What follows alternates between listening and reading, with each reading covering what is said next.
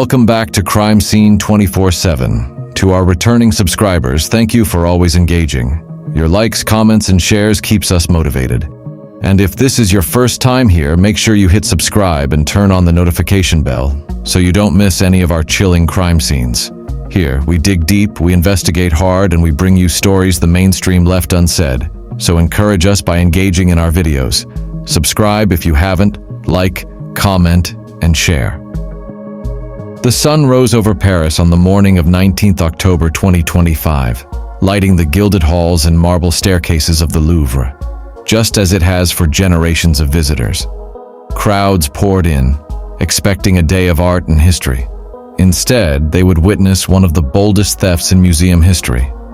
At about 9:30 a.m., inside the museum's famed Galerie d'Apollon, which houses France's historic jeweled treasure, a team of masked thieves, wearing what appeared to be construction worker vests, moved swiftly. Two of them entered via a stolen truck equipped with a mechanical lift, or basket, raised up along the Seine-side facade of the museum. In a matter of minutes, they broke glass display cases, grabbed masterpieces of French regal jewelry, and fled. The haul, 8 historic pieces, including a sapphire tiara, necklace and earring set once worn by Queens Marie-Amélie and Hortense, an emerald necklace and earrings from Empress Marie-Louise, a brooch and tiara from Empress Eugénie. The crown of Empress Eugénie, set with over 1,300 diamonds and 56 emeralds, was found abandoned outside the museum, damaged. Prosecutors placed the monetary value at about $88 million, roughly $102 million, and that's before the historical value is considered. It was early morning. Tourists were milling. Families were posing for photos near the glass pyramid. And yet, in the span of fewer than 8 minutes, a high-precision strike happened, under the very noses of guards and visitors. Investigators now have video footage from outside the museum showing the truck with lift equipment, a trail of abandoned tools, angle grinders, gloves, and potentially DNA left on a helmet and glove.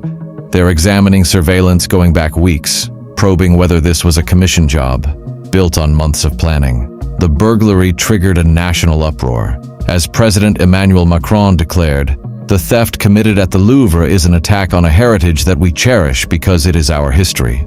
The crime came as museum security critics had been warning of understaffing and weak external monitoring. And what investigators discovered about the man behind the trigger stunned even detectives. The trail leads into the shadows of the international art crime underworld. Experts warn that even if the physical jewels are recovered, the damage is done. Once broken apart, recut, melted, their identity and provenance could vanish. The first responders at the scene found the thieves abandon the lift truck, perhaps intentionally, as evidence. Cameras had gaps. A court of thousands of daily visitors overlapped with the thieves' timed window.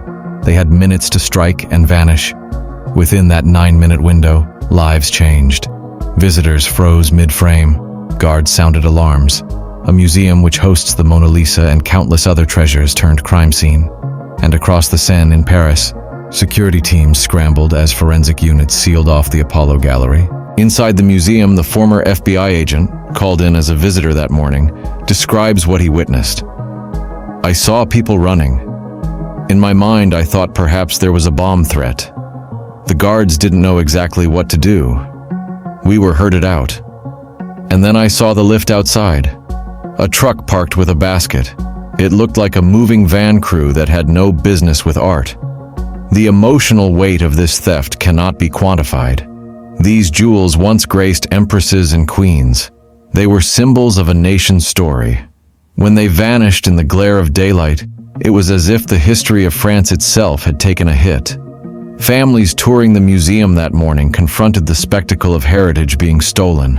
As the investigation deepens, the public learns of the abandoned tools, the CCTV black spots, the possibility that the gems may end up in remote cutting houses in Asia or sold in small pieces across the globe. The question now, who ordered it? A collector? A criminal syndicate? And can they be stopped before the trail goes cold? This is not just the story of stolen jewels. It's the story of human trust. Visitors believing the museum is safe. Curators trusting the cases are secure. Society believing that heritage belongs to all of us. When that trust is violated, it hurts deeply. The morning light in Paris on Sunday, October 19, 2025, found the halls of the Musée du Louvre open as usual, but within minutes, the building that houses the world's most visited masterpiece also became a crime scene. Investigators now say the theft lasted fewer than 8 minutes, the door of escape swinging open just as glasses shattered. Who the thieves were remains under heavy investigation. French authorities believe at least 4 individuals were involved, 2 disguised in yellow or orange safety vests, posing as construction workers, with the other 2 waiting on motor scooters. They arrived via a truck fitted with a lifting platform or cherry picker parked on the Seine side of the Louvre. From that elevated position, they accessed a first-floor balcony outside the ornate Galerie de Pollen. Inside the gallery, the historic display cases protecting pieces of the French crown jewels were breached. Power tools, a disc cutter and angle grinder were used to sever the glass. Alarms triggered. But the thieves moved swiftly, smashed 2 large vitrines and made off with 8 pieces of priceless royal jewelry. Items traced to the collections of Queens Marie-Amélie and Hortense, Empress Marie-Louise and Empress Eugénie. Remarkably, during the escape, a large crown of Empress Eugénie, set with over 1,300 diamonds and 56 emeralds, was dropped outside the museum, damaged and later recovered by police. Among the first major investigative leads, forensic traces, a helmet and glove which appear to have been left behind by the perpetrators, were found to contain at least 2 distinct DNA traces.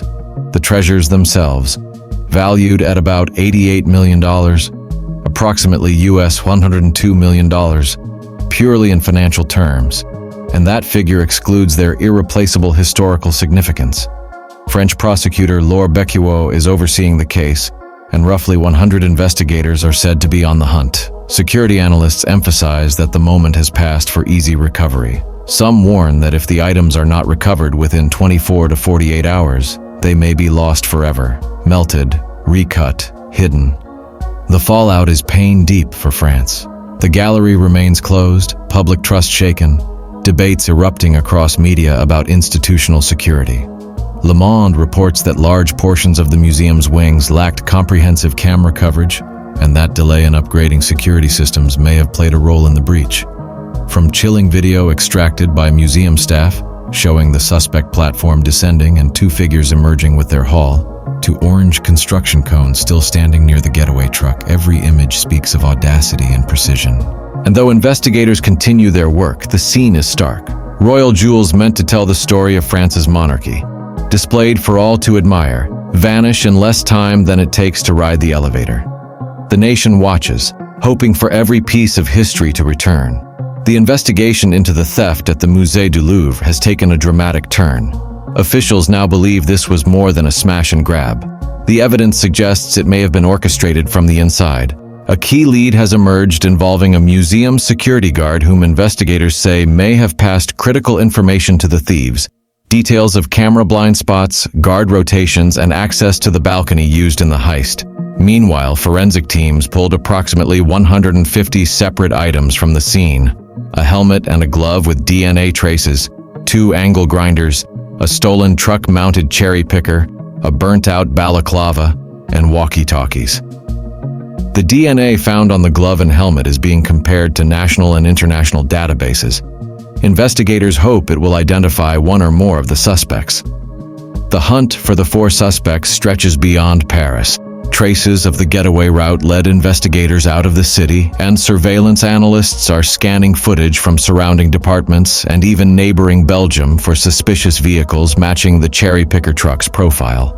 In response to the heist and the growing public outrage, on October 25th, the museum quietly moved remaining crown jewels under high-security police escort to the vaults of the Banque de France, just 500 meters away from the museum.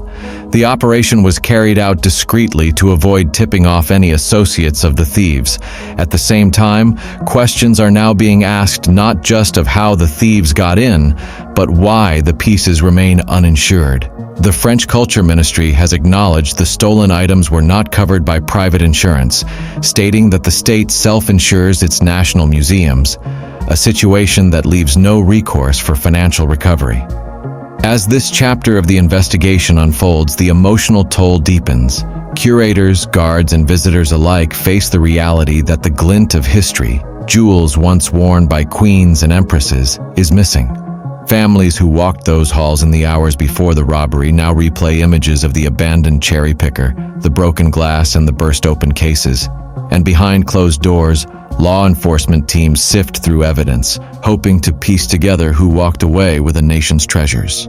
The search for the perpetrators entered a critical phase when French forensic teams recorded a staggering 150-plus pieces of evidence. Among them, 2 distinct DNA samples recovered from a helmet and a glove left behind at the breach site. This pile of clues has ignited hopes that one of the 4 suspects, whom investigators believe carried out the theft on 19th of October 2025, might soon be identified. Yet, as the pieces of evidence multiplied, so did the gravity of the loss.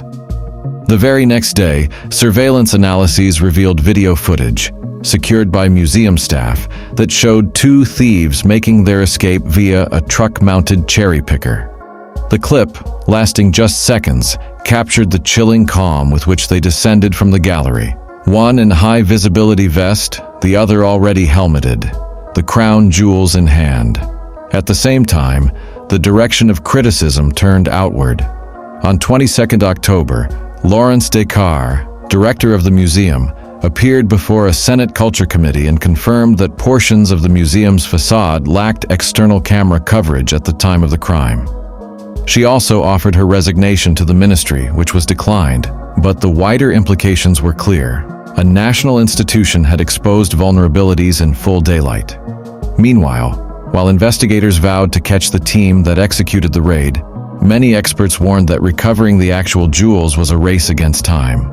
According to criminologists, once items like these leave the museum and enter the global black market, they may be melted, cut, or dispersed, making them virtually impossible to trace, regardless of a conviction. In the political arena, the heist rapidly morphed into more than a crime. It became a symbol of failure. Across Paris, as the city prepared for municipal elections, critics seized on the theft as evidence of systemic weakness, calling into question the competence of both museum leadership and national cultural security oversight. And so the nation watches. Elite investigators sifting through shattered glass and biometric traces, cameras playing back those few eternally captured seconds, and the fragile hope that the jewels, and with them a piece of France's story, might be restored.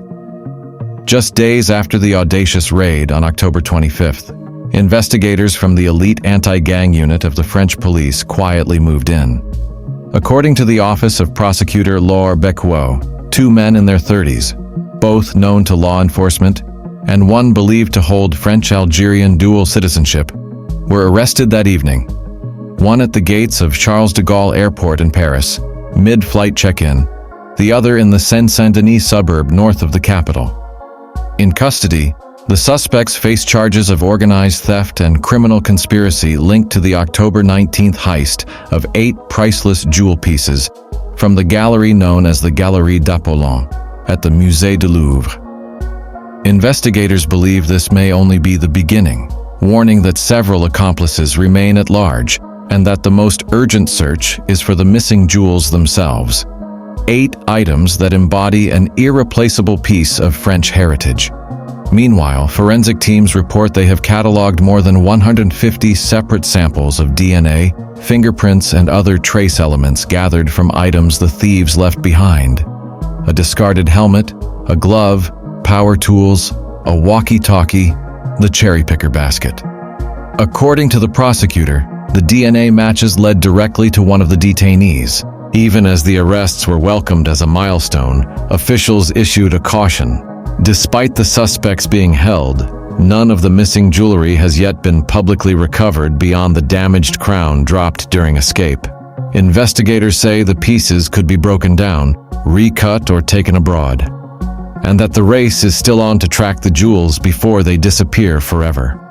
At this more advanced stage, the narrative has shifted from shock and disbelief to a careful game of evidence, surveillance clips, international checkpoint alerts, and forensic breakthroughs. For the curators, guards, and visitors of the Louvre who witnessed the theft unfold in seconds, the arrests bring hope, but also a reminder that the true cost of what was stolen may yet be impossible to fully tally. The story now enters its most critical chapter. With two men in their 30s arrested in the early hours of Saturday, October 25, 2025, one apprehended at the gates of Charles de Gaulle Airport as he attempted to board a flight to Algeria, the other taken into custody in the suburb of Seine-Saint-Denis, hope surged across France that the daring heist might finally yield answers. Yet even as investigators applaud the break, they emphasize the work has only just begun. The stolen treasures remain missing, and the trail of leads stretches across borders. Behind the scenes, forensics teams churn through the vast chasm of evidence. More than 150 DNA and fingerprint samples cataloged, the basket lift equipment retrieved and logged, CCTV footage re-examined millions of times for a fragment of recognition. Meanwhile, political fallout deepens. The director of the Musée du Louvre, Laurence Descartes, was summoned before the Senate's Culture Committee to answer how a heavily guarded national treasure could be breached at 9:30 a.m. on a Sunday in full daylight. And in homes across France, children who visited the gallery with their families this morning remember the glass shattering, the alarms ringing, the faces of guards frozen in confusion. The nation feels the loss not merely in monetary terms, but in the emptiness where once the crown jewels gleamed. Experts now warn, unless the items are quickly recovered, the very essence of their provenance could be destroyed, cut, melted, recut into separate gems, and vanished into the black market for good. In the quiet hours, when museum lights go off and the empty display cases sit under protective covers, one question looms: will the jewels return? Will the thieves be unmasked and brought to justice? The case remains open, still unfolding, and the sense of urgency grows with each passing day. Stay tuned to Crime Scene 24/7 for the next installment of the investigation. Every lead, every twist, every revelation,